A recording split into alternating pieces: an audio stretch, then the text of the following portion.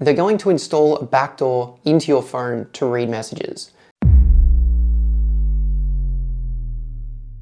The government in Europe wants to read your private messages between private citizens, all in the name of protecting children. They call this chat control. We're going to discuss encryption and what chat control exactly is. There are many different platforms to send a message, like posting a letter, faxing a document, or texting on modern apps like WhatsApp or Telegram. You know what a wiretap is. You've probably seen it in like a spy movie where they get a little bug and they put it between the landline, or they grab a bug and put it around the house. Well, this is much harder in the 21st century. You're actually much more likely to write down a message than talk on the phone. In fact, we've actually built messaging apps around this, and they're not messages for voice, they're messages for text message.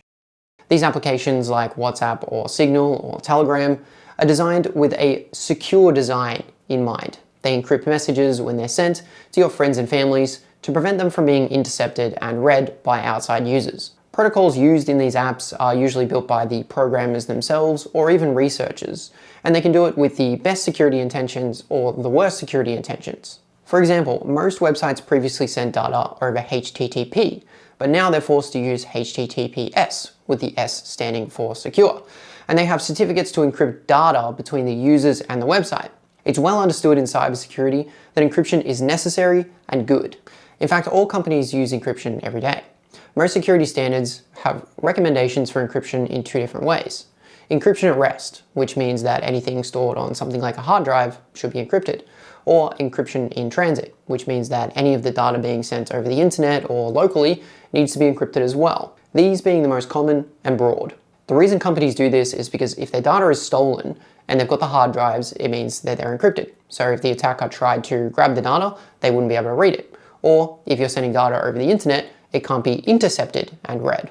People are afforded the right to send private messages by these technologies where they're encrypted in transit and at rest. The government, using chat control, wants to change this. So how on earth would the government get access to read your chat messages? Well, I personally can think of a few different ways. They're going to install a backdoor into your phone to read messages. This means that the app that you're using, whether it's Telegram or WhatsApp, will be forced to build a backdoor so the government can read those messages. If they can intercept your messages and have a copy of the encryption keys, they will be able to read them. So if you're forced to hand over your own encryption keys, or if the company is forced to hand over the encryption keys themselves, this could be another way that they could read your messages.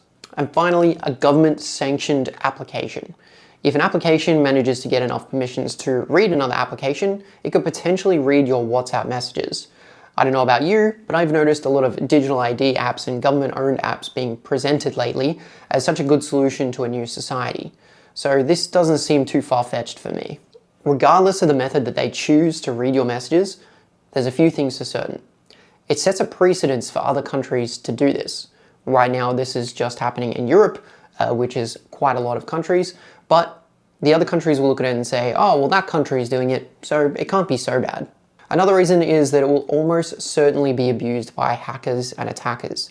If you build a backdoor into an application, it means it's another thing for them to use or exploit. It violates the civil liberties of people who want the right to privacy, which everyone should, and it could potentially weaken the encryption standards so messages can be read. So right now, if there's an encryption standard that's being used in one of these applications that isn't able to just hand over the keys to the government and start working, they might actually have to reduce the level of encryption so that this all works and they can read your messages. This would be an absolute worst case disaster. Of course, again, to violate your rights, they are using the idea of protecting children to get a hold of your private messages between you and your family, your work colleagues, or anyone else who's important to you. If you want to know more about chat control, there is a website that you can go to. It's a citizen-led organization, and they're outlining the timeline of the legislation and which countries oppose and support these measures. Now, I don't live in Europe specifically, but with the government acting the way that they are in Australia, I'm sure that this is potentially on their mind. If this is instated in one country, like I said before, it has more of a chance to be brought over here. Without getting too much in the politics of it, apparently they repealed the legislation and decided they weren't going to do it, and now they've changed the name or done something funky to try to push it through. So don't be fooled, this is still a real thing, this is still something that could definitely happen. Visit the website, see if your country supports it, and do what you need to do to make sure that your voice is heard. If you like this video, please hit the subscribe button, leave a comment down below and let me know what you think. It really, really means a lot to the channel. Thank you.